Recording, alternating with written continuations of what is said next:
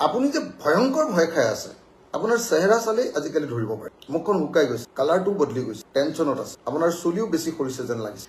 একদম স্পষ্টকে মই আপোনাক ক'ব খুজিছোঁ আপুনি ভয় খাইছে মই দেখিছোঁ আপুনি ভয় খাই আছে কা আন্দোলনৰ সময়ত যেনেকুৱা ভয় খাইছিলে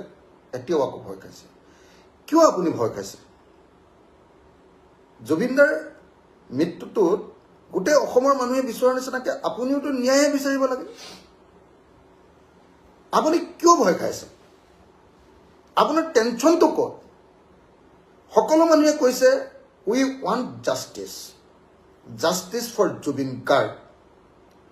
তাক আপুনি ইমান ভয় খাবলৈ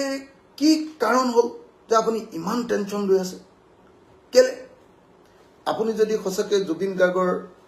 শুভাকাংক্ষী হয় আপুনি মাজে মাজে কৈছে যে আপুনি সাংঘাতিক ধৰণে জুবিন গাৰ্গৰ শুভাকাংক্ষী আপুনি কৈছে যে জুবিন গাৰ্গক আপুনি কেতিয়াও বেয়া কথা কোৱা নাই কিন্তু আমি দেখিছোঁ যে বহুত ভিডিঅ' এতিয়া মোৰ তালৈকে মানুহে পঠিয়াই আছে আপুনি কা আন্দোলনৰ সময়ত জুবিন গাৰ্গকতো বহুত গালি গালাজো কৰিছে এতিয়া আপুনি জুবিন গাৰ্গক খুব ভাল পোৱা মানুহজন হৈ গ'ল বাৰু সেইটো বেলেগ কথা কিন্তু এতিয়া আপোনাক মই এটা কথা সুধিব খুজিছোঁ যে আপুনি ইমান টেনচন খাইছে কিয়